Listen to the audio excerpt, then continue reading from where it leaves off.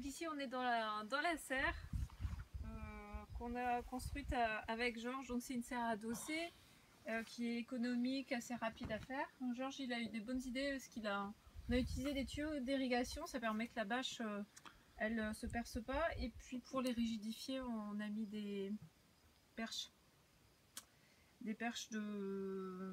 d'eucalyptus. Donc ici c'est ma zone de travail, ou on va dire de ressourcement. Donc j'ai une table de travail, ça c'est super pratique parce qu'au début je faisais tout par terre. C'est quand même super d'avoir un plan de travail à hauteur. J'ai assez souvent en fait déjà des barquettes de pré-remplies. Ça permet en fait quand j'ai pas le temps, de faire des semis rapides. Donc là j'ai des barquettes aussi qui sont prêtes. Comme elles sont prêtes déjà depuis quelques temps, on voit que ça fait la technique des faux semis. Donc on a déjà des choses qui poussent. Parce que là ça c'est du terreau que j'ai fait moi en fait, c'est mélangé. Donc du coup on a forcément des graines adventices qui poussent. Donc une fois que le faux semis est fait, je peux désherber et puis ressemer dedans. Parce que sinon après on a comme par exemple ici mes barquettes de tomates, on a par exemple plusieurs tomates qui poussent. Et du coup je suis pas certaine que par exemple celle-ci ce soit les deux des carotinas. Parce que normalement j'ai mis qu'une graine par cavité. J'utilise pour les semis de tomates des cavités pour les arbustes. Donc elles font 9 cm de profond, 5 sur 5. Ça permet en fait d'avoir un système racinaire qui est déjà pas mal. Et puis on voit, elles sont super jolies, elles sont toutes trapues. J'ai à peu près plus de 25 variétés de tomates, de semences anciennes. Puis comme c'est moi qui ai fait mes semences, du coup elles sont un peu plus adaptées déjà ici aux conditions de climat et de sol. A noter qu'ici on a donc les cucurbitacées, donc c'est pareil, je les fais aussi dans des bacs arbustes. Et puis on voit ici dessous que il est largement temps de les mettre en terre, les mémères là, parce qu'elles ont déjà un système racinaire qui sort des barquettes.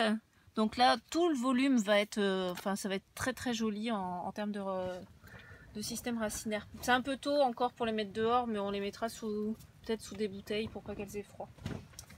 Voilà. Après qu'est-ce que j'ai d'autre? Ici j'ai toujours des essais un petit peu en cours. Je peux tout présenter parce qu'il y en a beaucoup. Là c'est de la lavande aspic que j'ai fait de semis.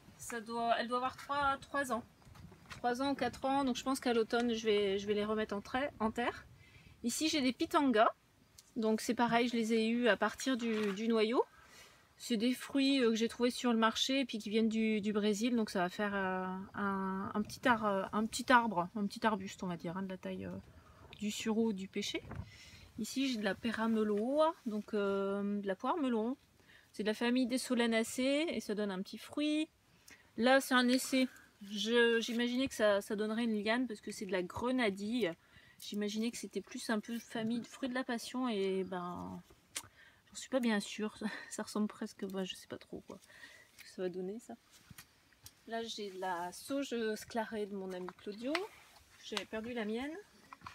D'ailleurs Claudio m'a donné pas mal de choses. J'ai de l'euphorbe, de l'aigremoine. Celle-ci je me souviens plus du nom de sa plante.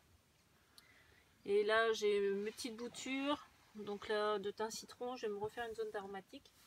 Ici j'ai 2 semis qui n'ont pas encore donné.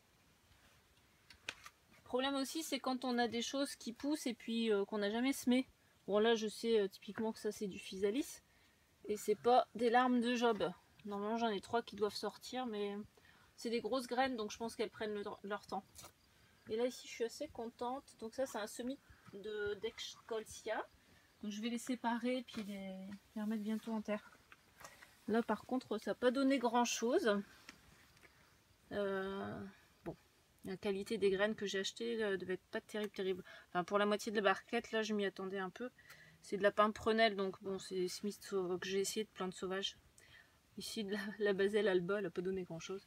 Après, c'est vrai que les semis, c'est quand même des plantes qui sont super fragiles. Donc, par exemple, ici, j'ai des barquettes de choses qui sont très fragiles. C'est-à-dire que dès que j'ai une petite limace ou un escargot, ça va venir manger tout ça parce que C'est des naves, beaucoup de crucifères. Là j'ai des betteraves en fait, donc là c'est plutôt Chenopodiacées. Mais donc ça c'est quand même assez fragile, c'est pour ça que je les mets en hauteur pour éviter qu'il y ait des escargots ou des limaces. Outre le fait que je passe dans la serre de temps en temps la nuit pour être sûr qu'il n'y a pas d'intrus. Et puis ici donc j'ai des petites salades, du chou Mizuna rouge, du chou Mizuna et puis de la ficouite glaciale. Celle-là elle est pas mal garde. Donc ça c'est une plante sauvage qu'on va pouvoir rajouter à notre répertoire et qui a l'air assez résistante.